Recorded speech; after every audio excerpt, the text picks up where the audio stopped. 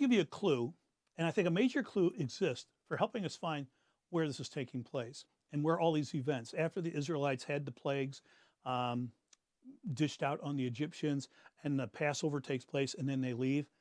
I want to bring to your attention something a lot of people don't often study in this, but the time frame. Again, going back to that fulcrum in First Kings, we start to see a time frame taking place. How long, for instance, did it take the Hebrew nation, the Israelites, to go from Passover to Mount Sinai?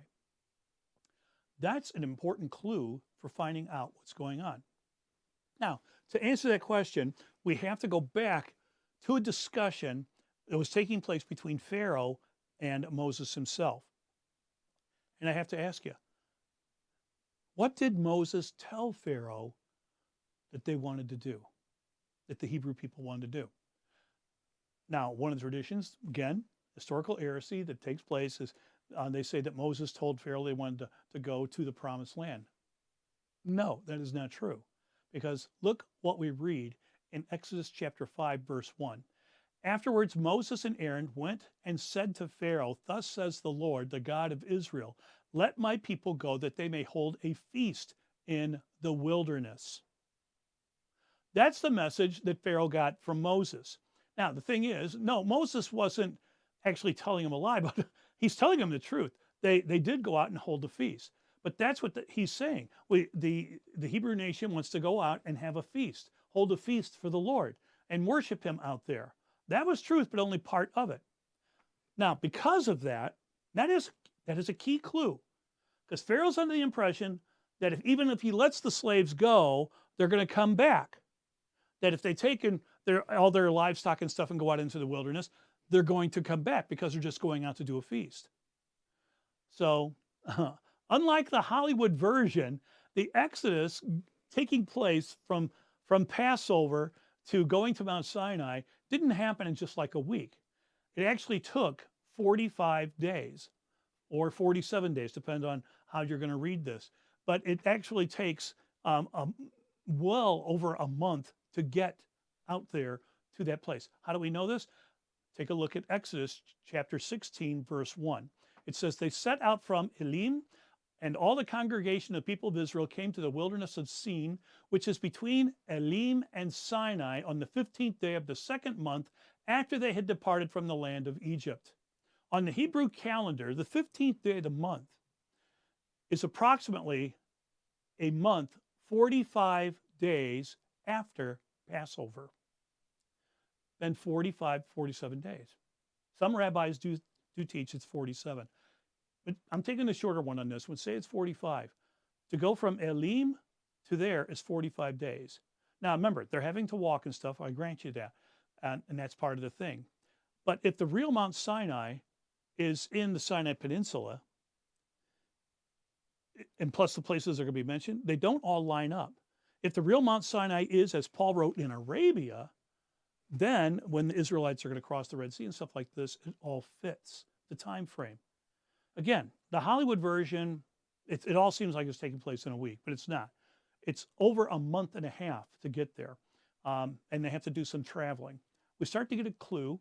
Moses gives us little clues along the way of places they had to go. In Exodus chapter 12, verse 37, it says, "And the people journeyed," now they've left now, "the people of Israel journeyed from Ramses to Succoth, about 600,000 men on foot, besides women and children." Now, where are these two places that are mentioned? Ramses and Succoth. Okay, that's the key to this thing. And these two cities are actually 30 miles apart. They have been discovered, and they're 30 miles apart.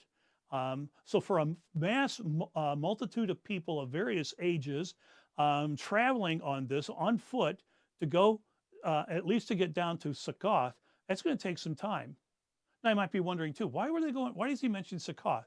Succoth is very important to the story because they were required to take the bones of Joseph back to the promised land with them as they depart Egypt. So did you realize that the whole time they were carrying a mummy with them throughout the whole journey? Even the 40 years of wandering in the wilderness, they had his mummy. Would you like to be the person responsible for carrying that? Well, somebody had to carry it because they had to bring it back with them, and they had to bury him in the land of his ancestors. Now, as we see this, it tells us this specifically in Scripture in Exodus chapter 13, verse 19. Moses took the bones of Joseph with him. So we know that they were carrying him, but they had to go to Succoth because that's where his mummy was to get it and take it with them. Have you ever wondered how, if the biblical account of the numbers of those people is actually accurate and true? Did you see in that verse it said prior to that that we're talking about 600,000 people, including women and children and stuff like this? How'd they ever get such a large multitude? As I was doing this presentation many years ago, afterwards a fellow came up to me, an adult man came up and he asked me a question. He says, I don't understand how the Israelites could be that large when it's just starting with Jacob's sons just so many years before in the book of Genesis. And by the time the Exodus take place, there's like over 1 million people total. I don't understand how you can do that. And well, besides my answer sort of jokingly, I said, well, they were like rabbits, just multiplying like crazy. But also, you have to take into account there's no TV, there's no internet, there's not a lot of things to do. So what are the people going to do while they're in slavery and stuff? They produce a lot of kids. But I said there's also a clue in the Bible to answer your question. The Bible records that it was just not the Israelites that were traveling with them in the Exodus. Did you know that? No, it's actually in the Bible. I mean, some Egyptians did. Just imagine if you're an Egyptian, you're living through the plagues that are mentioned in the Bible. And each one of the plagues is knocking out one of your primary gods, because that's what all these plagues were about.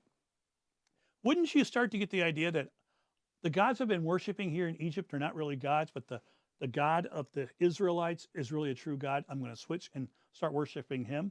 What I end up telling this person was that in Exodus chapter 12, verse 38, it specifically mentions how this number is so big.